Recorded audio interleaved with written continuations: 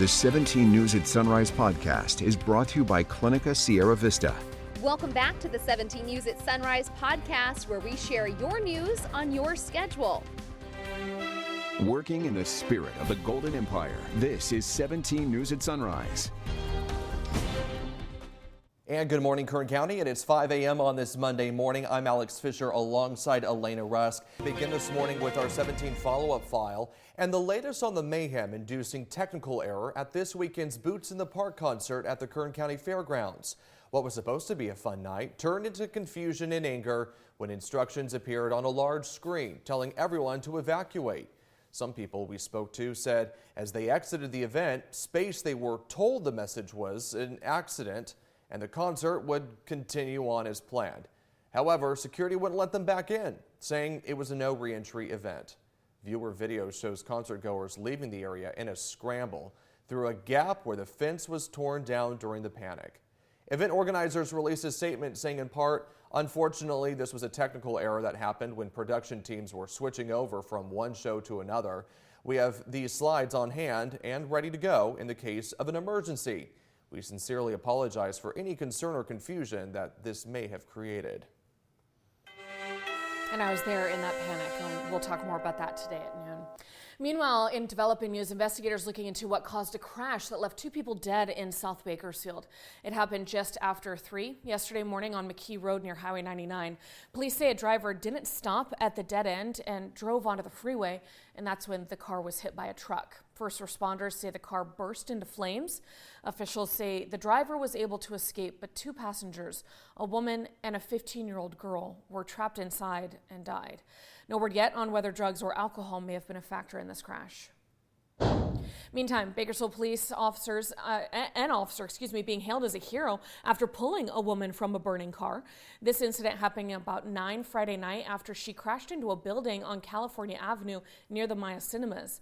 Police say that crash left the woman unconscious. Officers broke into the burning car to save her. One of the officers was hurt during that rescue. Investigators say drugs or alcohol do appear to be factors in this crash, but the woman was not hurt. In your 17 Court Watch this morning, closing arguments will begin today in the penalty phase retrial of convicted killer David Keith Rogers.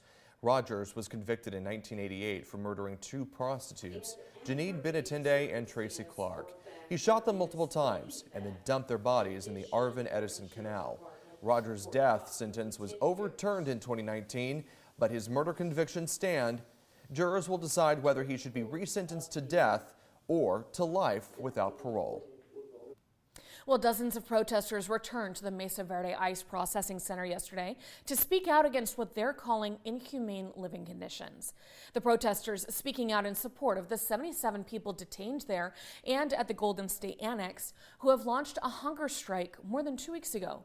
The detainees on strike over alleged cases of unpaid labor and mistreatment. Just last week, there was another protest at McFarland's ICE compound. In some cases, protesters claim detainees are put into solitary confinement for speaking out, saying the prolonged detention is unnecessary and inhumane.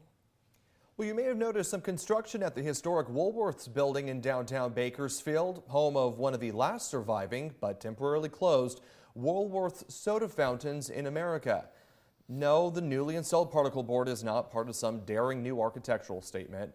Vandals have broken so much of the glass in the unoccupied building, its new owners, affiliated with MoneyWise Wealth Management, are simply replacing it with wood for the time being. Dave Anderson, one of the owners, explained what's going on. We're kind of starting this process. The first step is securing the storefront. So some of the glass panels have been broken, some were halfway broken, and it really was unsafe for people. And so we ultimately are taking out the glass, replacing them temporarily with plywood that secures the storefront, and then following that, the construction starts. Even though the particle board is temporary, that step required approval from the State Registry of Historic Buildings. Thought that was interesting. But now work can proceed on the renovations. The grand opening is tentatively set for August 2024. In the meantime, Anderson said you can look for occasional music and art events at the 3-story, 44,000 square foot mid-century modern building constructed in 1949. Exciting things happening to the Woolworths building. All right, and turning now to Capitol Hill, where presidential candidates out in full force over the weekend. President Biden in Alabama to honor those who peacefully marched for civil rights, while former President Trump laid out his agenda at CPAC. Other hopefuls, including Ron DeSantis and Nikki Haley, touted their accomplishments too, as the 2024 presidential race is shaping up. NBC's Drew Petrimo has the latest from Washington. This is a time of choosing. And we need everybody engaged. Sounding like a candidate once again, President Biden speaking in Selma, Alabama, to commemorate brave men and women who fought for civil rights. On this bridge, blood was given to help redeem the soul of America. As the president spoke in Selma, the race to unseat him heating up. That's why I'm standing before you, because we are going to finish what we started. Former President Donald Trump speaking to a convention of conservative activists outside Washington, D.C., as he fights to maintain his grip on the Republican Party. But opposition to Trump within the GOP pushing for another option. My heart was telling me to run. My head was telling me no, that this does not make sense. Former Maryland Governor Larry Hogan opting out of the race, hoping the party can coalesce around someone other than Trump. You've seen massive gains in states like Florida. Florida Governor Ron DeSantis, seen as one of the top potential challengers, has not yet stepped into the race. But this week he heads to Iowa, the first state to vote in the Republican primary. I'll bring the same strength to the White House that I brought to the United Nations. Former South Carolina Governor Nikki Haley is in the race, saying over the weekend that it's time for Republicans to pick a new generation of leaders. Meanwhile, President Biden getting his first competitor. I have run for president before. I am not naive. Marianne Williamson, a long shot candidate who failed to gain traction in 2020, becoming the first Democrat to formally enter the race. In addition to DeSantis, Nikki Haley, and New Hampshire Governor Chris Sununu also heading to Iowa this week. Drew Petrimo, NBC News, Washington. All right, well, in headlines around the nation, police have detained more than 30 people following a coordinated attack at the future site of the Atlanta Public Safety Training Center. Take a look at the videos released by the Atlanta Police Department. One shows a group of people throwing large rocks, bricks, Molotov cocktails, and fireworks at police officers. Another video showing the destruction to a piece of equipment. According to police, the group of, quote, violent agitators took advantage of peaceful protesters when they changed into all black and made an attack against police and the construction equipment. None of the officers were hurt during the attack. When you attack law enforcement officers, when you damage equipment, you are breaking the law. And this was a very violent attack that occurred this evening, very violent attack. This wasn't about a public safety training center, this was about anarchy, and this was about the attempt to destabilize. Now, the site of the planned Atlanta Public Safety Training Center has been the scene of escalating confrontation before. Back on January 21st, protests over the future public safety training site turned violent downtown as 6 people were arrested, a police car was set on fire, and explosives were found. Residents in Ohio are now dealing with a second train derailment that happened in Springfield Saturday afternoon.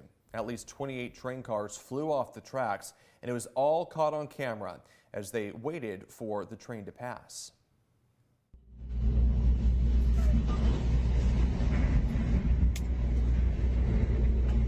can see the terrifying moment right there. This train is also operated by Norfolk Southern, the same company responsible for the massive derailment last month in East Palestine. Officials say this train was also carrying hazardous materials, liquid propane and ethanol, but those cars did not derail. Officials have issued a shelter-in-place order for those who live nearby, just as a safety precaution. This is the 4th derailment for Norfolk Southern in Ohio in less than 5 months. No one in this derailment was hurt. Wow. All right, the deadly stabbing of a student inside of a classroom at Santa Rosa High School last week is part of a worsening crisis in American classrooms. Reports of violence and misbehavior rising amid significant staffing shortages. News Nation's Nancy Liu reports. Police tape and police cars outside a school have become a familiar sight. This scene on Thursday outside a high school in Little Rock, Arkansas. Multiple fights led to a lockdown and the arrests of 13 students. One faces a felony charge for inciting a riot. Sirens went off. the lockdown sirens. Less than 24 hours earlier, a lockdown here in California after a deadly fight at Montgomery High School in Santa Rosa. A freshman is charged in the stabbing death of 16-year-old Jaden Pienta. The deadly violence has one mom considering a move to another district. Thinking that you're going to drop your son off and you're going to pick him up later, and just that parent is never going to pick him up again.